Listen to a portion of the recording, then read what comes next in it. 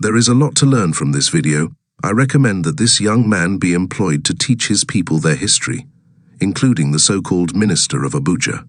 I'm so impressed with this man. This goes to show that the gospel for the restoration of Biafra is penetrating the nooks and crannies of Igbo land. The fire set up by IPOB and Mazi Nnamdi Kanu is burning gradually. The message is sinking. The awareness is great, and it must continue. God bless Biafra. Ikwere people are Igbos.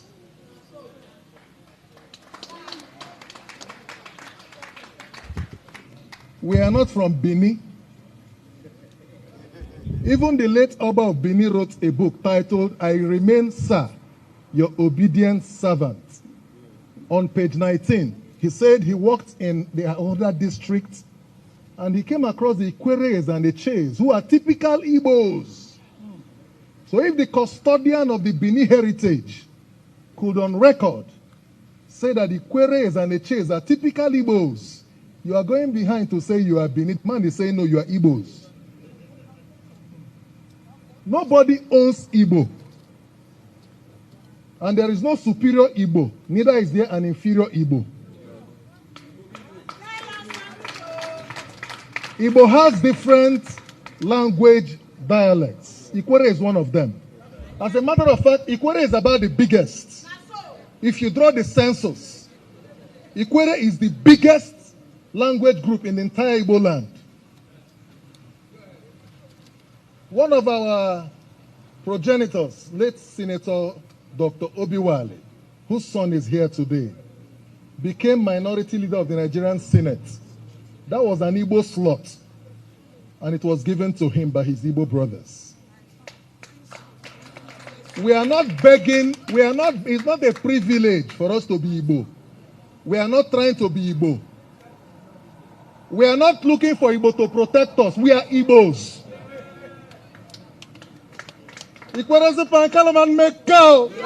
You can choose to say whatever you want to say. You can hold any opinion about Livingstone, but I dare you. I dare you. Whoever it is, I dare you. So you cannot, because of a post-war script and narrative, come here to undermine our identity. It is a colonial script to divide us, so we become diminished in the face of our neighbors. Our neighbors know our capacity. They know our courage. They know we are a global institution. That Igbos all over the world. Igbos all over the world. We are more than 80 million. I was talking to Chief Mike Okiro earlier on, and he was talking to me about a man called Njoku, who is from Kenya. And he mentioned to me a particular Theophilus Okiro, who was one-time minister in the government of Kenya. Am I correct, sir? People have said, he's an Imo State man, and I asked, when he joined the police, did he join because he wanted to be IG and took reverse slot? At the time he was IG, we prided in this state that our son is the Inspector General of Police. And you're coming to say he's 75 and going. This year is the 76th year on earth. What else? He has seen it all.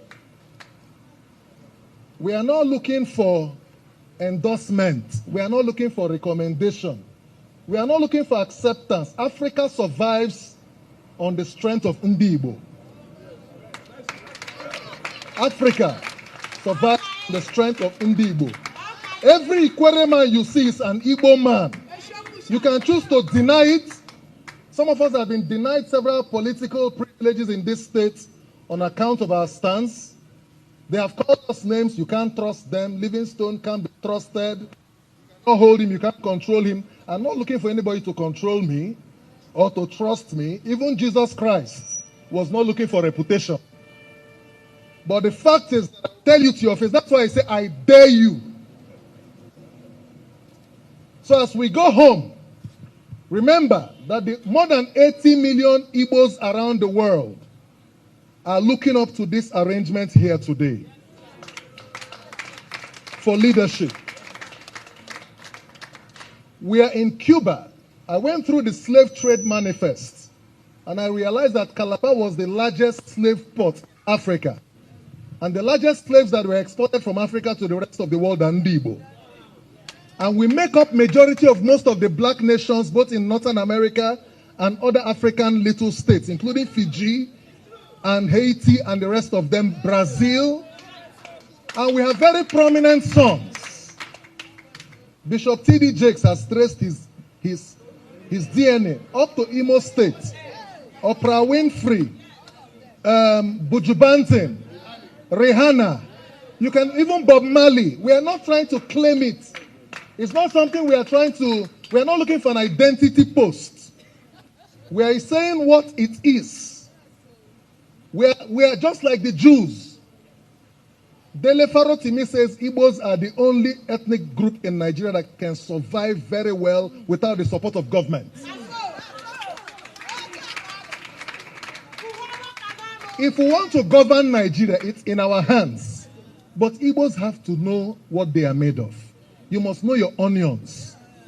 When you say Oha, Oyara, Wanneya, can we do that in reality? Can Igbos in Rivers State, this idea of domination, Igbo doesn't own Ikwere. Ikwere is part of Igbo. So you don't come from Anambra and say, Ainweha, Kabelia. So when you come here, you respect your Ikwere brother and his tradition. When I go to Nri, I respect my Nri brother and his tradition. That's the way it plays. You don't come here and begin to exert any form of dominion or control. No. We are one. We are. I am because we are. Mbuntu. So we are one. When I see my Anambra brother, I am proud that Anambra has the highest number of billionaires in Nigeria. I am proud. When I go to Imo State, I am proud. When I go to Ebonyi, I am proud.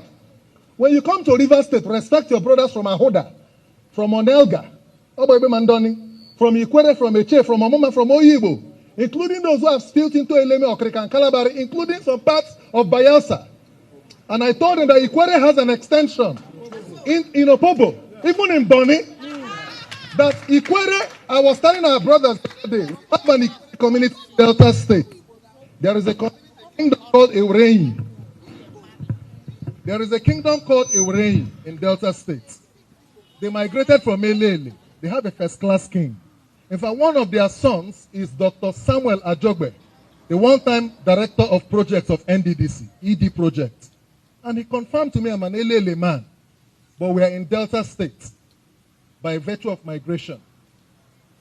I wrote an article titled, Indeed, What is Bini About Ikwere? And I wrote another article titled, Igbo Hates Ikwere.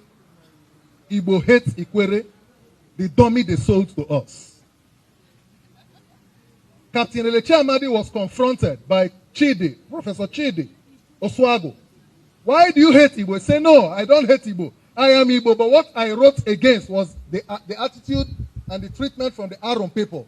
That was personal. We should not, because there is a project to de-Igbonize the riverine Igbo and make the hinterland Igbo see us as enemies. And so when we come here, we want to subdue them. You cannot. We will keep rising.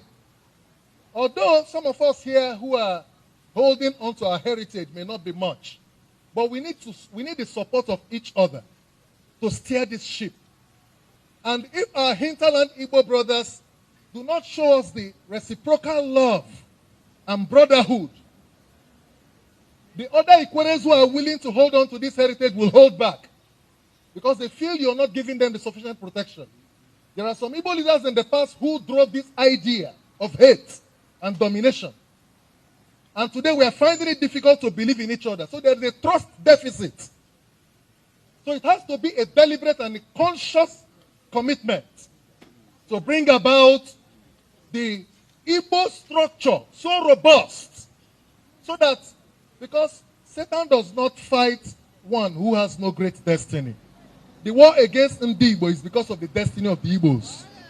Our greatness is under attack. We are under existential threat because of the destiny we carry.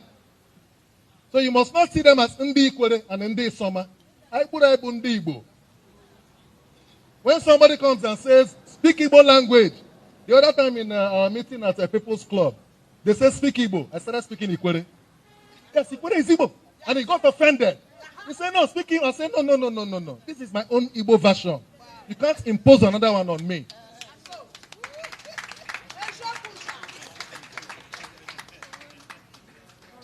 The time for peace and unity is now. So I want you to know that we are here not because we are looking for people to cling on to. We're here because God says we should be here. We did not choose to be here. God brought us here. We have our brothers all over the world. And I want to use this opportunity to call on all our brothers who are aspiring for this same office. Can we come to the round table?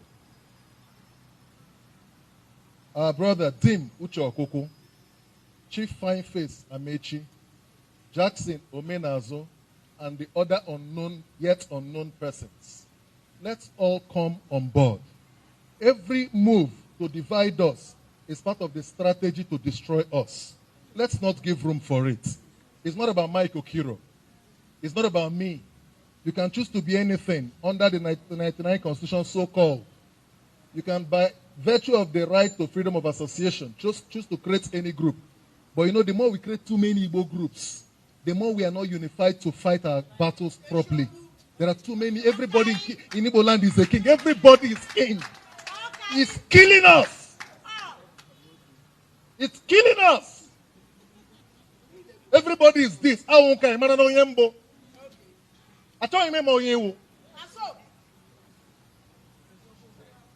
Please, I will rest my case here to say to Chief Mike Okiro, sir, we love you and we look forward